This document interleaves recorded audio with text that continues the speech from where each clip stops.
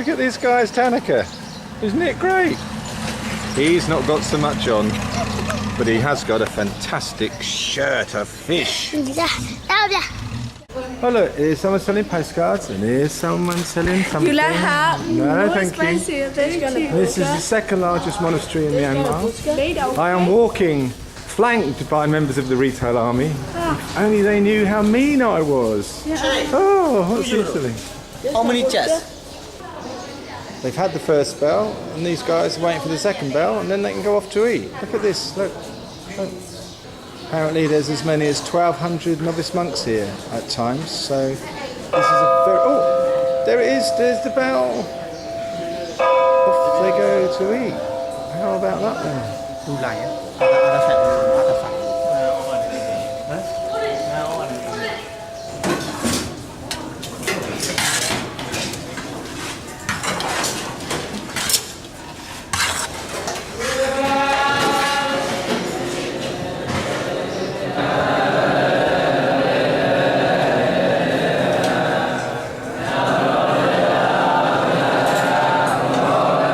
I must say, it does seem like a very odd voyeuristic thing to do, but apparently the monks are quite accepting that tourists come and watch them queue up and receive their food. Again, we have a lovely space. It's, you know, it's the bird song and the openness and just wandering around. It's a great place to be. Here's the kitchen where they cook those enormous vats of rice.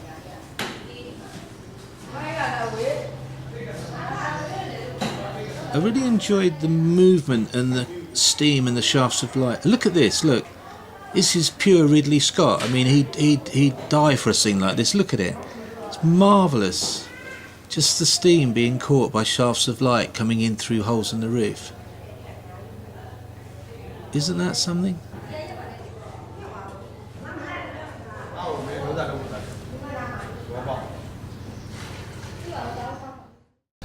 Well, I do hope you're enjoying my little jaunt around Bago. Is it Bago or Bago? Bago. Bago. Yeah. Bago, there you go, see? Here's my trusty guide.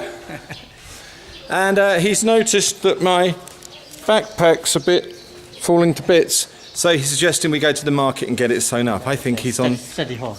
Oh, we're going into the thingy hall now.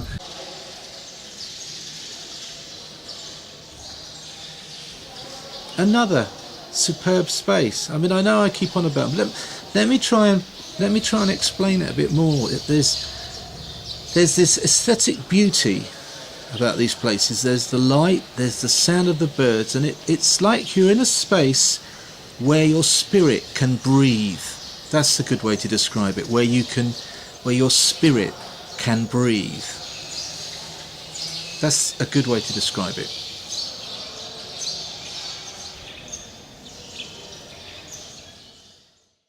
I just pinched myself to make sure I wasn't dreaming, and no, I'm not. We appear to be riding the motorcycle through the market, bibbing people out of the way on our quest to get my bag fixed. Where's the bag fixing lady? Where is she? I think I'm about to get another lesson in making assumptions and how dangerous it is. This is no lady, is it? This is a young lad fixing my bag. Look at this.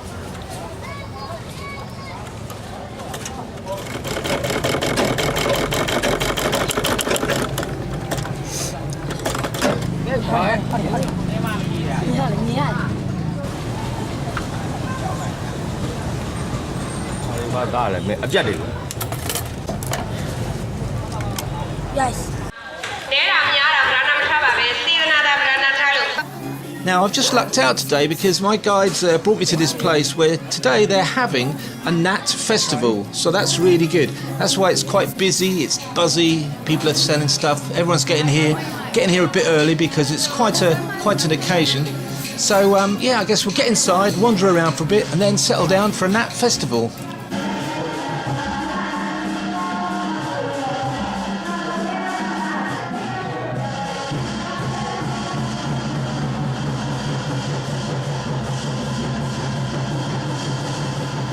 I don't know whether you've noticed as well, but often when you see the images and the statues of the gnats, there's often lots and lots of animals around. I have discovered that's because all of these animals also are believed to have certain qualities which are desirable, so they all kind of mix in with the pagan beliefs. But here's some lovely Blackpool. Look at these two. Look, I'm getting into it now. These are great. I'm into this now. Here's a gnat. Oh, it's a fierce looking one, isn't it? This Buddha's really odd. The face looks like a ventriloquist dummy face, doesn't it? It's got that kind of structure to it. Most peculiar. Very long earlobes.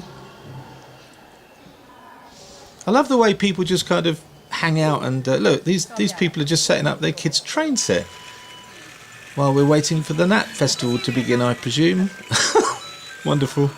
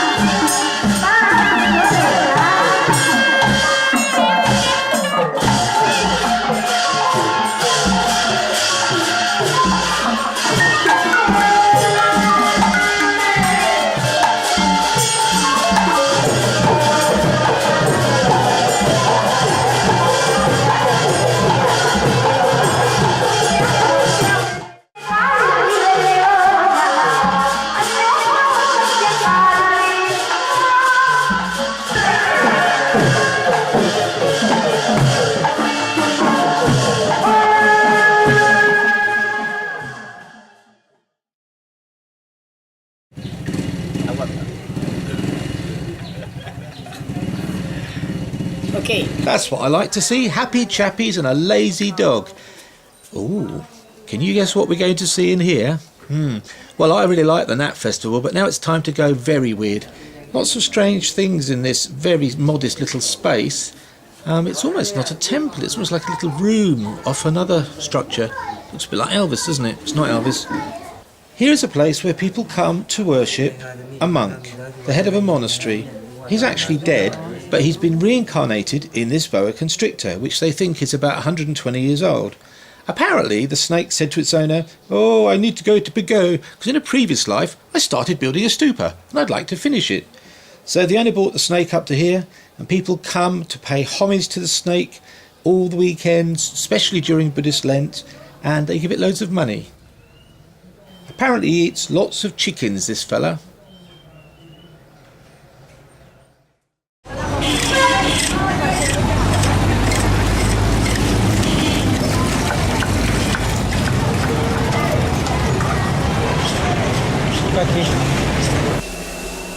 This is a particularly interesting loo because it doubles as a prison. Well, after a spot of lunch, my guide drove me out here on his motorbike, and he said he had to go off and do something. He's going to meet me later, so hope he comes back. So in the meantime, I'm just going to amble around, taking clips of gnats and snakes and whatever else I find in this beautifully sunlit day. This place is definitely strong on gnats, Bago, I think. Huge number of gnats represented. Ah, now here we've got 4 standing Buddhas. They're all standing back to back.